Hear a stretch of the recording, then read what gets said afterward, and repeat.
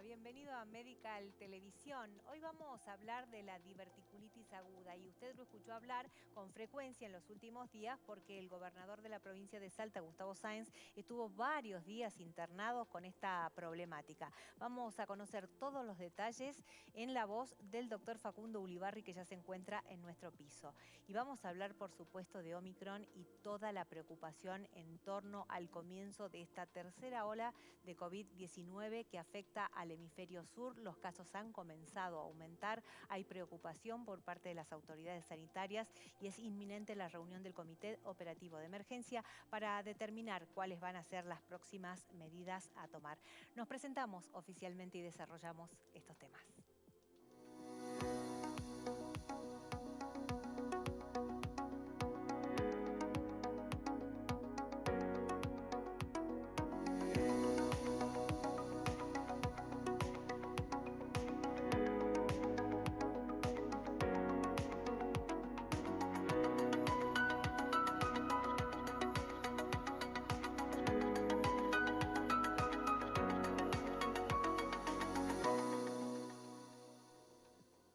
Recuerde que usted puede comunicarse con nosotros al 11 72 01 0101 y mandarnos un mensajito de WhatsApp si tiene alguna inquietud en torno a los dos temas que vamos a tratar hoy, la diverticulitis aguda y también Omicron.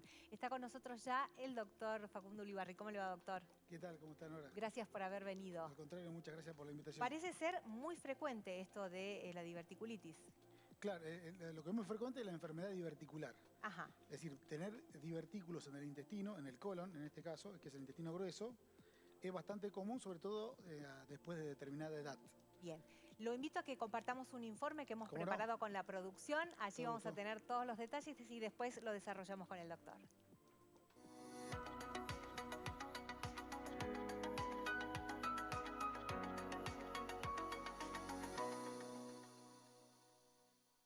Los divertículos son bolsas abultadas y pequeñas que se pueden formar en el revestimiento del sistema digestivo. Por lo general, se encuentran en la parte inferior del intestino grueso, colon. Los divertículos son comunes, en especial luego de los 40 años, y rara vez causan problemas. La presencia de divertículos se conoce como diverticulosis. Cuando una o más de las bolsas se inflaman y en algunos casos se infectan, esa afección se conoce como diverticulitis. La diverticulitis puede causar dolor abdominal intenso, fiebre, náuseas y un cambio marcado en los hábitos intestinales. Los divertículos se suelen desarrollar cuando lugares naturalmente débiles del colon ceden bajo presión. Esto hace que bolsas del tamaño de una bolita sobresalgan a través de la pared del colon. La diverticulitis se produce cuando se desgarran los divertículos, lo que provoca inflamación y en algunos casos infección. Existen varios factores que pueden aumentar el riesgo de sufrir diverticulitis. La edad, ya que la incidencia de la diverticulitis aumenta en las personas mayores de 40 años, la obesidad, el tabaquismo, la falta de ejercicio, una dieta alta en grasa animal y baja en fibras y ciertos medicamentos, entre ellos los esteroides, los opiáceos y los antiinflamatorios no esteroides, como el ibuprofeno.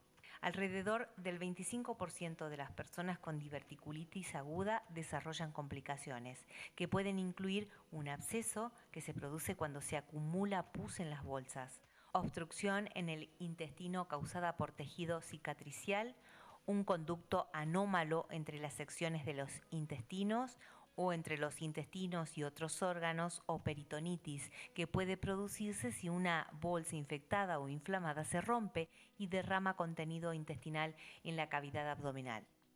¿Cómo prevenir y tratar la diverticulitis? Hoy en Medical Televisión.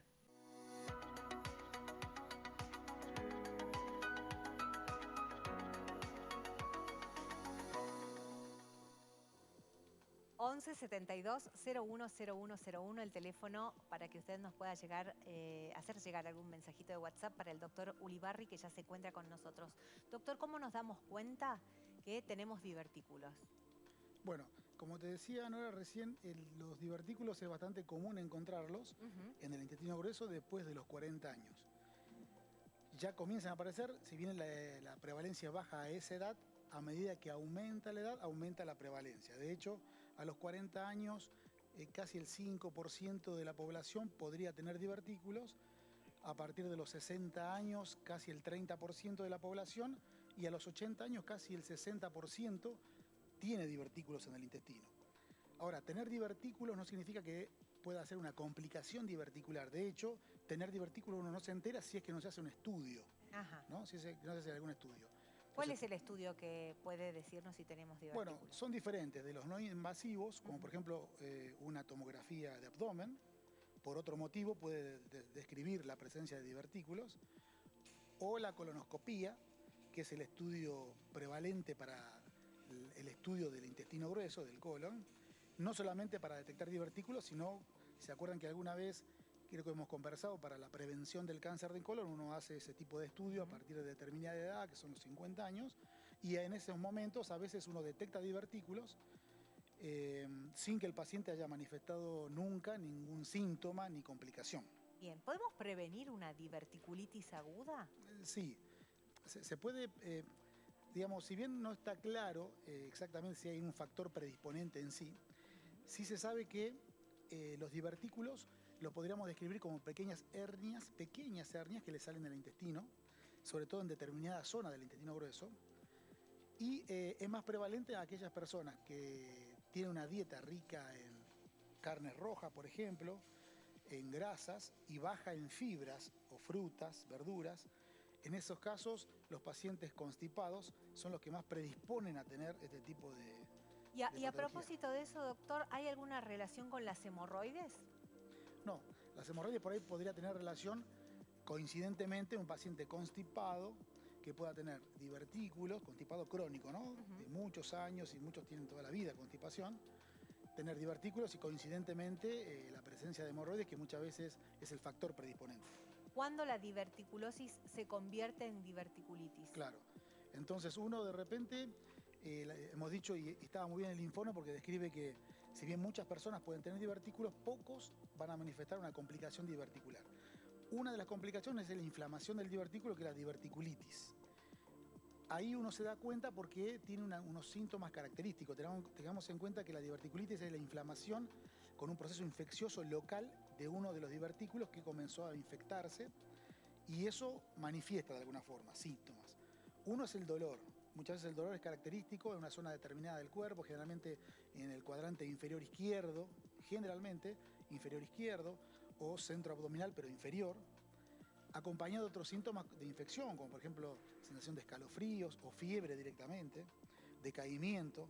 Son cuadros de un proceso infeccioso en evolución de una diverticulitis, de las cuales pueden haber procesos leves, donde uno lo puede tratar ambulatoriamente, o procesos más complejos de complicaciones, donde uno no puede tratarlo ambulatoriamente, en su casa con antibióticos, por ejemplo, sino que lo debe internar con un tratamiento más específico y con antibióticos por vía endovenosa.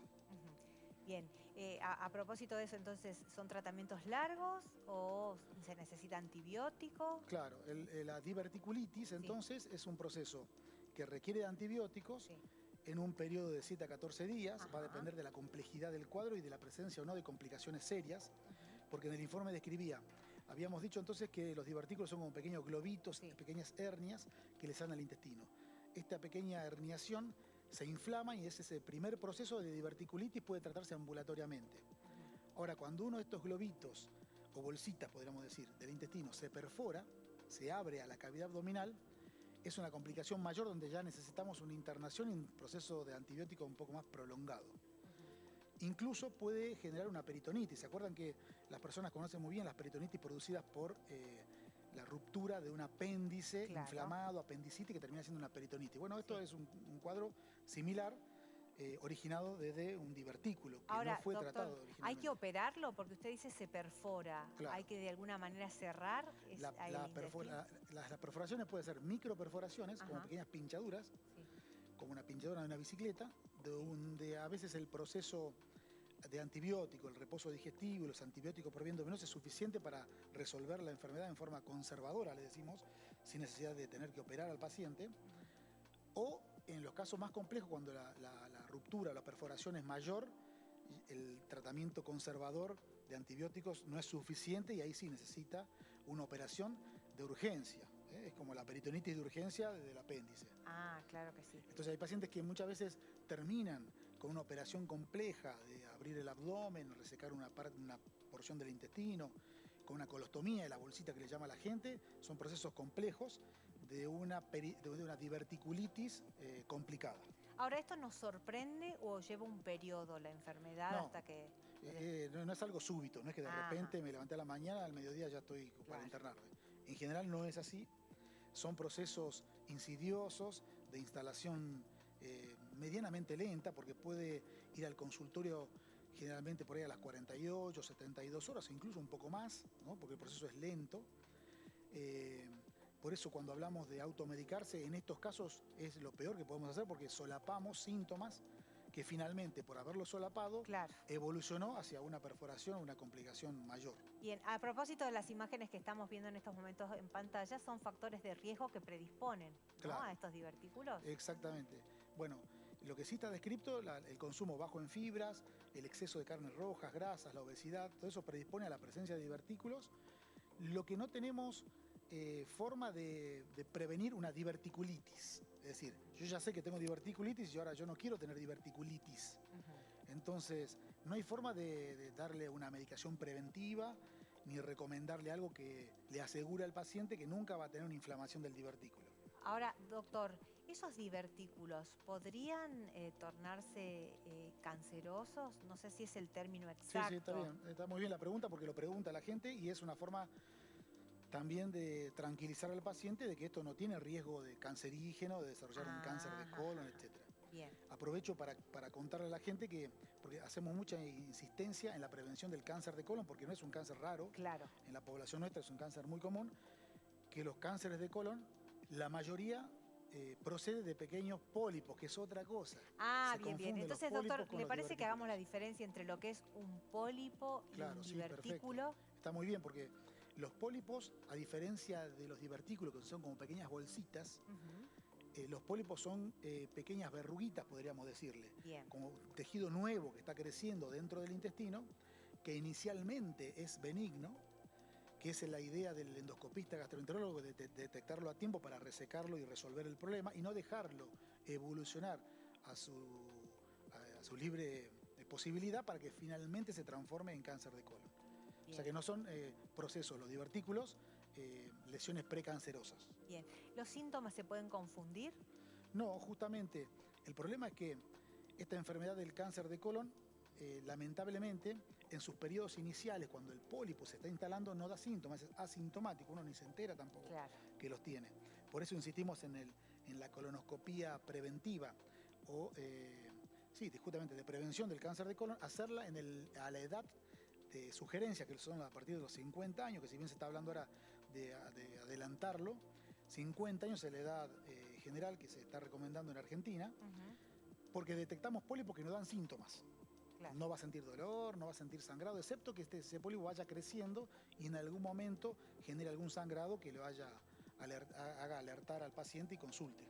¿Sabe, doctor, que en esto de la diverticulitis aguda que mantuvo tantos días internado el gobernador salteño Gustavo Sáenz, que ya está de alta, sin embargo, se lo ha visto como decaído? ¿Lleva mucho tiempo poder salir de la diverticulitis? Claro, lo que pasa es que los procesos, las complicaciones diverticulares que requieren internación, además de la internación y el antibiótico por vía endovenosa, requiere también reposo digestivo, le decimos así. Muchas veces suspendemos la alimentación por algunos días, justamente previniendo, digamos, el aumento de residuos en la zona afectada. En el caso de sospechar una microperforación también, para evitar que transite residuos por esa zona. Así que probablemente, y después de varios días de internación, como cualquier internación de proceso infeccioso un poco más complejo, probablemente le tome unos días recuperarse. Ahora, doctor, ¿el estrés juega algún papel? No exactamente, pero sí es importante saber que el estrés genera otra patología muy común, que es la más común de la gastroenterología, que es el colon irritable, que da muchos síntomas y que da síntomas a veces parecidos, pueden confundir a una diverticulitis, por ejemplo, con un colon irritable, sobre todo en los procesos iniciales de la inflamación diverticular. Si me permite, doctor, tenemos una consulta de uno de nuestros televidentes. Sí, claro. La vamos a poner en pantalla, señor director, cuando usted lo disponga. Buenas tardes. La diverticulitis... Diverticulosis, ¿tiene que ver con un cuadro de iletis aguda? ¿De? Iletis. Ileitis. Ileitis. Ileitis. Sí. Sí, no. La ileitis es la inflamación de la última porción del intestino delgado, que se llama ileon. Ajá. Digamos que el intestino delgado, a través del ileon, se conecta y continúa el tubo digestivo en el colon, en el intestino grueso. El último segmento, cuando se inflama, generalmente por procesos infecciosos, como diarrea por bacterias, que alguna vez conversamos, bacterias muy específicas, afectan esa zona y generan una ileitis, la inflamación del ileon sería. No tiene relación con los procesos diverticulares. Sí puedes dar cuadros dolorosos, muy focalizados, muy localizados, pero más hacen confundir por la zona donde se encuentra con el apéndice, porque es un vecino de la zona. El dolor está justo en el mismo lugar. Bien. Así que podría confundirse. Otro televidente tiene una consulta. Cuando está ya con la colostomía, ¿cuánto tiempo tiene que pasar para poder unir de nuevo el intestino, dice este televidente? Bueno, normalmente hay distintas recomendaciones, pero 3 meses es lo ideal. No sin antes hacer una colonoscopía para evaluar el resto del intestino que ha quedado, evaluarlo en cuanto si existe alguna nueva patología para tener el informe del cirujano y poder reconstruir el colon. Estaba haciendo un repasito por distintas preguntas de nuestros televidentes. Ahora, doctor, en cuanto a la diverticulitis, ¿nosotros podemos tomar decisiones de cuidar para prevenir a futuro una diverticulosis? Es algo, la mejor recomendación que le podemos hacer al paciente y que le hago a los pacientes es, digamos, tener una dieta que en general es recomendable para cualquier enfermedad, sobre todo digestiva. Rica en fibras, frutas, verduras, mucho líquido, poca carnes rojas. El tema es que nuestra dieta occidental es rica, al revés exactamente, es rica en carnes rojas principalmente, grasas y poca en fibras, frutas, verduras. Disculpe que lo interrumpa, tenemos una inquietud de un televidente que tiene que ver con la alimentación. La piel de pollo o las pieles de algunas frutas o verduras, por ejemplo, la chala de uva o naranja, y en verduras el tomate, la semilla o piel de la misma, y por último el ácido o alcohol, ¿puede causar la diverticulosis? No. La gente tiene una obsesión con el tema de las semillas, ¿no? Y las cascarillas, y entonces en el momento que sabe que tiene divertículos comienza una transformación en su alimentación de sacarle la semilla al tomate y al montón de cosas que sinceramente no sé cómo lo hace, porque debe ser bastante complejo, digamos, sacárselo. Y que no está descrito de que esto tenga alguna incidencia real con los divertículos. De hecho, yo le digo, olvídese de todo lo que le dijeron. Incluso hay médicos que lo recomiendan, pero en la literatura, que uno se tiene que basar en algo para decirlo, en la literatura no está descrito de que esté contraindicado en un paciente con divertículos que evite la semilla, etcétera. Sé que uno puede pensar que si son bolsitas, la semilla se pueda meter dentro de la bolsita esa que es el divertículo y de alguna forma inflamarlo, pero eso va a ocurrir con la semilla y con todo lo que uno coma, porque entra y sale permanentemente cosas de divertículo. O sea que en cuanto a ese tema en particular, quizás se sienta mejor porque, claro, cáscaras y determinadas cosas que generan fermentación, distensión, malestar, pero la inflamación del divertículo no se va a producir solamente por la cascarita ni por la semillita. Bien. ¿No? Así que... Una vez superada la diverticulitis aguda, que será con el tratamiento de los antibióticos y demás, siempre vamos a tener disposición a que se infecten esos divertículos, porque no lo vamos a poder sacar. Es real, porque está descrito de que aquel que hizo algún proceso de diverticulitis, si bien es baja la incidencia, es más la prevalencia de tener divertículos que aquellos, de todo ese grupo de gente que tiene divertículos, un pequeño porcentaje va a ser diverticulitis. Ahora, digamos, forma de prevenirlo, como hemos dicho, no tenemos, pero sí aquel que hizo un primer proceso de diverticulitis tiende a repetirlo con el tiempo. Entonces ahí es donde uno se plantea si este paciente en algún momento será conveniente operarlo, resecar ese segmento de intestino con divertículos para evitar complicaciones mayores. ¿Y esas cirugías son complejas? Y son comunes en los cirujanos, pero son de cierta complejidad, digamos, porque tienen que resecar el intestino. Mejor si es una cirugía electiva, programada, donde hay posibilidad de limpiar bien el intestino, resecarlo y en el mismo momento, en el mismo acto quirúrgico, volver a unir, ¿no?, los dos segmentos. Eso es lo ideal. Si me permite, doctor, voy a ir con otra televidente. Es Marta, dice que tiene mucho dolor de estómago, problemas en el intestino, que es ella de tomar mucho mate. ¿Eso la perjudica en algo? Bueno, el mate en algunas personas es catártico, o sea que estimula la evacuación. Puede estimular la peristalsis y esos movimientos peristálticos puede generar algún malestar. También lo relacionamos con el reflujo gastroesofágico, es decir, el mate, de la yerba mate, puede generar en algunos pacientes la sensación de ardor, acidez, dolor en la boca del estómago. Entonces, quizás en esos casos uno le recomendaría, bueno, disminuyamos el consumo, lo suspendamos temporariamente y veamos si realmente es el causante del malestar o no. Bien. Yo te decía recién que el colon irritable, que es la patología más común, uno le encuentra relación a un montón de cosas que come, pero en realidad no son todas las cosas esas, sino que es muchas veces el estado emocional, el estrés, la preocupación, lo que generan tanto dolor y síntomas. ¿No? Es no una comida en sí. sumatoria de cosas, ¿no, doctor? Si me permite, vamos con otra inquietud.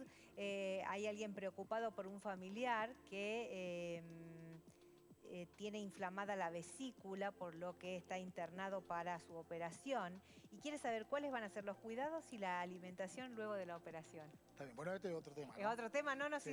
Usted sabe cómo son nuestros televidentes. Aprovechan que está el doctor, pero me parece curioso de que ya esté preocupado para cuando venga el familiar a la casa. Muy bien, no, bueno, los cuidados ahora, este paciente, si lo operaron de urgencia por su vesícula, probablemente haya estado inflamada, eso es un proceso infeccioso, se llama una colecistitis aguda, ¿no? Una inflamación muy parecido, digamos, con la diverticulitis, es un proceso inflamatorio, infeccioso, que requiere de antibióticos y en este caso de cirugía, sí o sí. Los cuidados posteriores, probablemente el grupo de cirujanos y sus médicos le van a recomendar, pero inicialmente la dieta, digamos, la dieta baja en grasa, baja en carnes rojas sobre todo, rica en fruta, mira, como volvemos siempre a lo mismo. Siempre volvemos a lo mismo, a las frutas, a las verduras, a las fibras, ¿no? Pero, y después los inherentes a la cirugía, ¿no? De evitar los esfuerzos, sobre todo en el primer mes, en el postoperatorio. Sabe que me preocupa y trato de ir leyendo los mensajes porque hay tantas personas con problemas de gastroenteritis y están manifestando a través de los mensajes que van llegando, ¿no? Las descomposturas, los dolores de estómago, de intestino, los problemas en general y que tienen que ver con esta época del año. Exacto, sí. El calor, así como en el invierno tenemos las crisis de asma, la faringitis, neumonías, etc. Hay patologías asociadas también al verano. Una es la gastroenteritis aguda, la diarrea, muchas veces infecciosas y severas. Hemos tenido muchos casos de salmonelosis, te acuerdas que hemos conversado también de ese tema, hemos hablado de ese que persiste todavía. La recomendación siempre es la misma con respecto a eso, ¿no es cierto? Tener mucho cuidado con los aderezos, con la higiene de los alimentos, de la procedencia de los alimentos y la conservación del frío. Y ante el menor síntoma siempre consultar, porque no todas las diarreas resuelven con dietita nada más, ¿no? Muchas requieren un antibiótico y a veces internarse. Sí, y me parece también por lo que puedo intuir a través de los mensajes de los televidentes que por ahí subestimamos los dolores que tienen que ver con el intestino, ¿no? Con el estómago y sin embargo lo principal es consultar al profesional médico. Sí. Lo ideal es consultar siempre, que no es necesario siempre el gastroenterólogo, porque su médico de cabecera, su clínico lo puede orientar perfectamente. Y evaluar la gravedad, la seriedad del cuadro y ver justamente si es necesario tratarlo en la casa, darle antibióticos o no. No todos necesitan antibióticos. No automedicarse es fundamental y sobre todo no utilizar antibióticos por cuenta propia. Eso sí que es muy serio. Para darle un cierre, doctor, a la diverticulitis aguda podemos llevar tranquilidad a la gente. En general los cuadros no se complican. Claro, no. Un porcentaje mínimo genera una complicación que requiere una cirugía de urgencia, etc. La mayoría de las veces son procesos que los tratamos ambulatoriamente y un pequeño porcentaje los internamos para tratarlo en forma más cuidadosa. Muy bien, doctor, muchísimas gracias por haber sido parte de este ciclo. Este es el primer ciclo 2021 de Medical Televisión. Hoy nos estamos despidiendo hasta el próximo año, pero no sin antes agradecerle su disposición siempre a responder las preguntas de la gente. Bueno, muchas gracias. Siempre te agradezco, Nora, la invitación y te felicito por tu audiencia, siempre tan preocupada por la salud y siempre están con preguntas tan puntuales. Muchas gracias. Gracias, doctor. Nosotros vamos a hacer una pequeña pausa y tras la misma vamos a hablar del tema que hablan todos en estos días, Omicron y las consecuencias que podemos tener en esta tercera ola de COVID-19. Ya volvemos.